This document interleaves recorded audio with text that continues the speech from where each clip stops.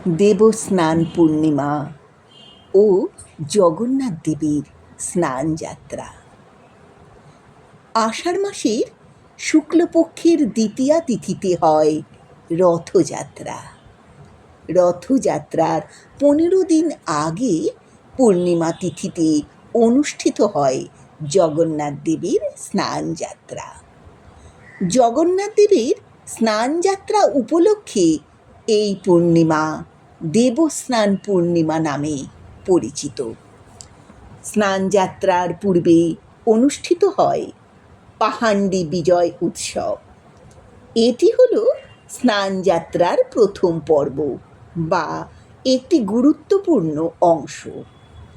এই উৎসবে জগন্নাথ দেব, বলরাম দেব এবং সুভদ্রা দেবীকে স্নানের জন্য বিশেষভাবে সাজানো হয় এবং এক ধরনের আনন্দ ও উল্লাসের মধ্যে দেবতাদের স্নানযাত্রার সূচনা হয়। তাই পাহান্ডি বিজয় উৎসব কেবল স্নানযাত্রার সূচনা নয়, এটি একটি সাংস্কৃতিক এবং ধর্মীয় উৎসবও। এই উৎসব জগন্নাথ দেবের প্রতি ভক্তদের আবেগ এবং ভালোবাসার প্রকাশ ঘটে।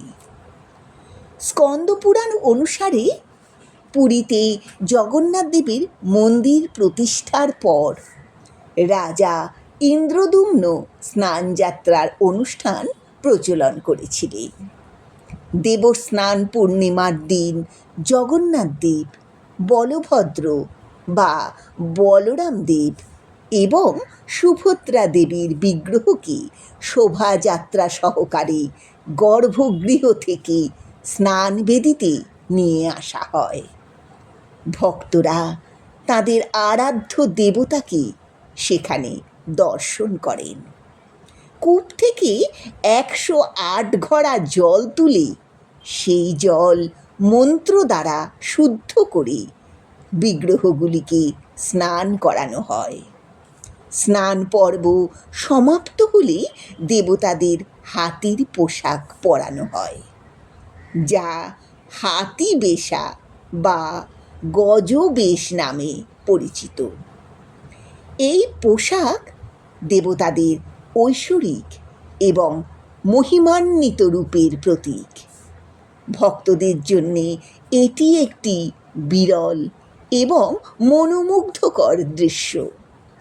হাজার হাজার ভক্ত জগন্নাথ দেবের স্নানযাত্রা দর্শনের জন্যে পুরীর জগন্নাথ মন্দির এবং অন্যান্য জগন্নাথ দেবের মন্দিরে সমবেত হন।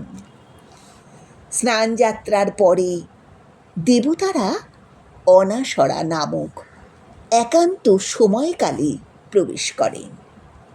স্নান করার জন্যে এই সময় দেবতাদের জ্বর আসে। সমস্ত জগন্নাথ মন্দিরে দেবতা দর্শন এই সময় বন্ধ থাকে। দেবতাদের শুশ্রূষার জন্যে রাজবৈদ্য মন্দিরে এসে দেবতাদের পরীক্ষা করেন এবং পাঁচন দেন। পাঁচনই ভোগ হিসেবে দেবতাদের নিবেদন করা হয়। রাজবৈদ্যের চিকিৎসাধীনে দেবতাদের গোপনে একটি সংরক্ষিত কক্ষে রাখা হয়। স্নানযাত্রার পূর্ণিমা তিথিকে জগন্নাথ দেবের জন্মতিথি বলে মানা হয়। প্রচলিত বিশ্বাস অনুসারে জগন্নাথ দেবের স্নানযাত্রা দর্শন করলে সমস্ত পাপ থেকে মুক্তি পাওয়া যায়। 15 দিন ধরে রুদ্ধদ্বার ঘরে চিকিৎসা চলার পরে দেবতারা আরোগ্য লাভ করেন। তারপরই মন্দিরের দরজা খোলে।